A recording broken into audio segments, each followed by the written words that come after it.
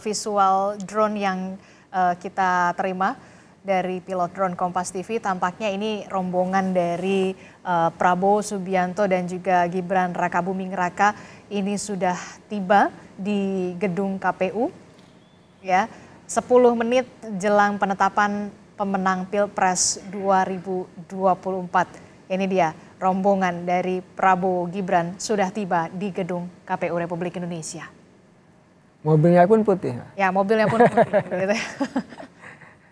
Mudah-mudahan hatinya juga putih, Pak. Ya, kita berharap ya. Kan apalagi begini, Presiden Joko Widodo sudah menyebut bahwa memang akan mendukung proses transisi kepemerintahan yang baru. Ya, ya. Jarang-jarang kan ya ada dukungan untuk transisi kepemerintahan yang baru. Positifnya bagus itu, Mbak, tim transisi. Tetapi kalau boleh saya lanjutkan ya, kritik saya sebenarnya tim transisi itu harus dibangun oleh pemerintahan yang baru. Ini siapa nih, Pak? Oh, itu. Ada Prabowo Subianto, Gibran Rakabuming Raka, kemudian sudah tiba, kita simak bersama, kita lihat. Ada Mbak Titi juga ya? Ada di belakang. Bu Titi juga, ya. Titi Soeharto juga sudah hadir, kemudian dengan sang anak begitu ya, anak dari Prabowo Subianto juga sudah hadir.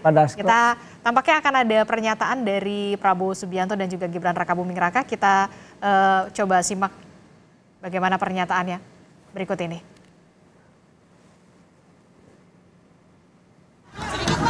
Kaki aman. Kan nggak kedengeran ya. Ya, jadi terima kasih. Kita hari ini datang ke KPU sebagai bagian dari proses yang kita jalankan bersama, ya, proses pemilihan presiden, dan kita sudah ikuti semua prosesnya. Hari ini kita menerima ketetapan dari KPU dan selanjutnya kita akan mulai bekerja keras mempersiapkan diri. Saya kira yang penting adalah sekarang kewajiban kita semua sebagai apalagi unsur pimpinan politik, kewajiban kita adalah untuk bekerja sama. Rakyat berharap dan menuntut semua pimpinan politik untuk bekerja sama, bekerja untuk rakyat. Saya kira itu dari saya sementara ya. Terima kasih ya. Jadi kita mau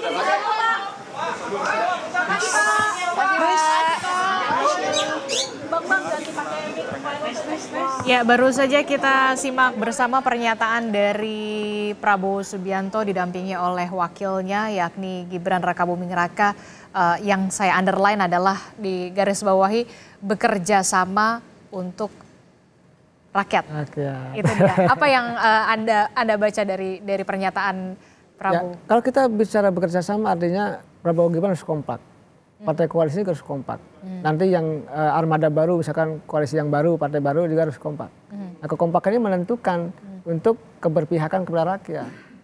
Nah, rakyat ini memang begini, Mbak, masa sih negara yang katanya kaya, kita ini tidur di atas emas, tidur di atas batu bara, tidur di atas nikel, bauksit, gas alam gitu semua. Tapi masyarakatnya masih banyak yang miskin. Ini kan koreksi. Ini kan kita sudah tahu datanya itu. Dan pembangunan terkonsentrasi hanya di Jakarta, pusat bisnis di Jakarta. Nah, ini sebenarnya kan harus menjadi catatan yang sebenarnya harus menjadi fokus ya perhatian dari Prabowo Gibran untuk tadi kalau keberpihakannya ke rakyat benar, maka sejahterakan rakyat. Bukan hanya sekedar memberikan bansos. Bansos itu adalah menurut saya solusi yang bukan solusi. Maksudnya begini, itu solusi orang miskin diberikan bantuan, itu kita dukung. Ada kewajiban negara untuk itu. Itu jangka pendeknya. Ya, tapi kalau orang miskin terus miskin gimana? Kalau anaknya terus miskin gimana? Karena perlu juga ada konteks progresivitas dari orang miskin, perubahan yang lebih baik. Kayak saya juga orang miskin, Mbak. Saya orang kampung gitu, orang nggak bisa ini cerita jadi ya harus berubah karena dalam konteks membangun kesejahteraan kan banyak variabelnya. Salah satunya yang memberi bantuan, dan juga meningkatkan taraf pendidikan agar ada mobilitas vertikal namanya. Jadi mobilitas vertikal itu dari orang biasa dia bekerja keras dibantu oleh pemerintah, oleh negara sehingga dia naik kelas. Nah, ini kan tidak dilakukan. Upgrade pendidikan itu penting sekali. Sangat penting dan kita menyaksikan raw material bangsa ini hari ini lulusan kita, mohon maaf, belum lulus SMP, mayoritas masyarakat kita. Itu data real, Duta Pusat Statistik. Dan itu diakui oleh Presiden Joko Widodo, strata 1, S1 di Indonesia itu masih sangat rendah.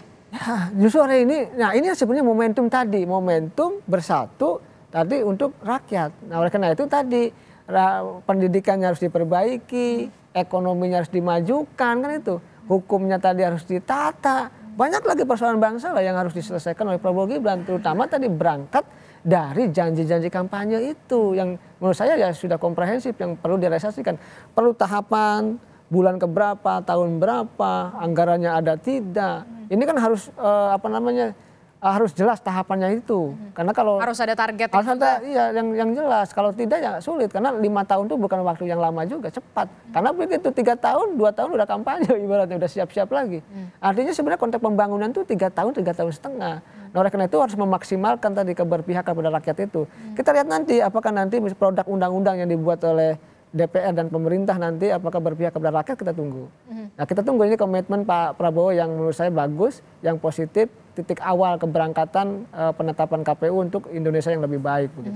Memenuhi janji kampanye yang memang sudah harus dituntaskan dan juga harus dilunasi ya. Kalau udah berjanji gitu kan penting harus ditepati. Ya, termasuk betul. juga